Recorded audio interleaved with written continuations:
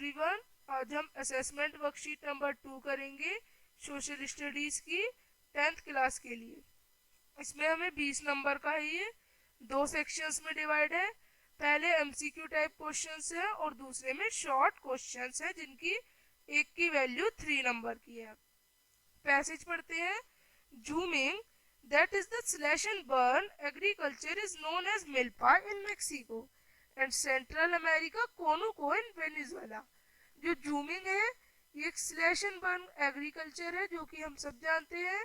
ये एक तरह की एग्रीकल्चर प्रोसेस है और इसके बहुत अलग अलग नाम हैं, जैसे कि मेक्सिको में मिल्पा कहा जाता है, सेंट्रल अमेरिका में भी इसको मिल्पा ही कहा जाता है, कुनुका कहा जाता है वेनेजुएला में, रोका कहा जाता है ब्राजील में, मैसोले कहा जाता है सेंट्रल अफ्रीका में, लद्दाख कहा जाता है इंडोनेशिया में, वियतनाम में इसको रे कहा जाता है और इंडिया में in India this primitive form of cultivation is called Bewar. India में इसको बेवार और दैया कहा जाता है मध्य प्रदेश में, पोदू और पेंडा कहा जाता है आंध्र प्रदेश में, पामा और धाबी कहा जाता है या फिर कोमन कहा जाता है या फिर ब्रिंगा कहा जाता है उड़ीसा में, कुमारी वेस्टर्न घाट में कहा जाता है, वेलरे या फिर वॉल्टरे साउथर्न ईस्टर्न राजस्थान में और खिल हिमालयन बेल्ट में कहते हैं, कुरुवा कहते हैं झारखंड में और जूमिंग कहते हैं नॉर्थ ईस्टर्न रीजन में। तो इसके हमने देखे कितने सारे नाम है स्लैश एंड बर्न टेक्निक के, तो हमें ये याद रखने, हम इसी पे क्वेश्चंस करेंगे। What is the name of slash and burn agriculture in Mexico? क्या नाम था? मिल्पा नाम था, तो हमारा बी ऑप्शन करेक्ट है। अब which type of agriculture is jhuming? Jhuming किस तरह की एग्रीकल्चर है? प्रिमिटिव टाइप है। तो by what name is jhuming known as in Jharkhand? Jharkhand में क्या कहते हैं? कुरुवा कहते हैं। पहला ऑप्शन करेक्ट है। In which of the following states in jhuming practice? किन किन स्टेट में जूमिंग प्रैक्टिस की जाती है? सभी में की जाती है। ये हमें कैसे पता चला? क्योंकि सब में अलग अलग नाम दिए गए हैं। तो नाम भी तो तभी देंगे जब वो प्रैक्टिस करेंगे किसी चीज की, कुछ चीज को अप्लाई करेंगे, तो इसलिए सब में किया जाता है। In which of the following country jhuming not practice? तो हम देख सकते हैं किसमें नहीं हो रही जूमिंग। जूमिंग हमारी जापान में नहीं है। अब 6th question, mention any 3 measures for the conservation of energy resource. Energy कैसे बचा सकते हैं? 3 तरीके लिखने हैं। We should use renewable source of energy जैसे कि सोलर एनर्जी या फिर टाइडल एनर्जी जैसे use.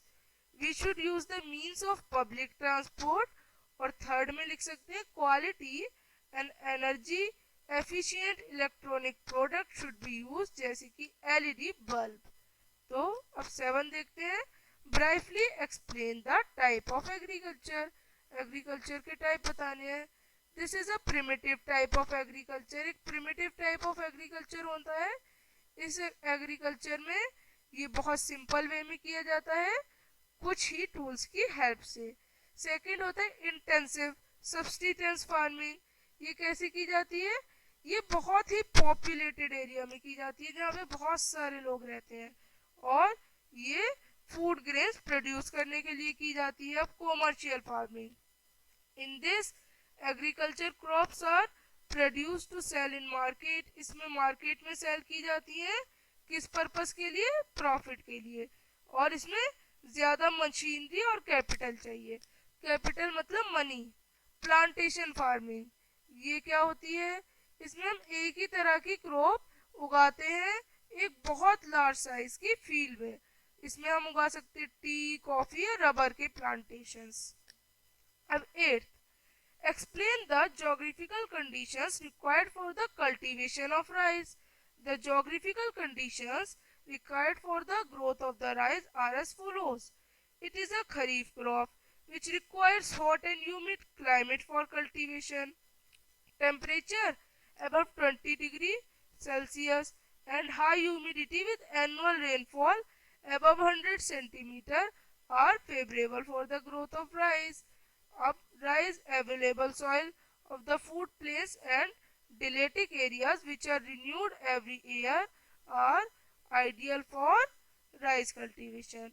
Rice requires abundant rainfall or good water supply through irrigation and flooded fields during the earlier parts of its growing in June and July. तो ये 3 points में हम describe करेंगे कि कैसे कौन कौन सी कंडीशंस चाहिए होती हैं राइस की कल्टीवेशन के लिए। अब 9, how do you conserve the mineral resources in our daily life. तो बताते हैं, 3 पॉइंट्स में बताते हैं।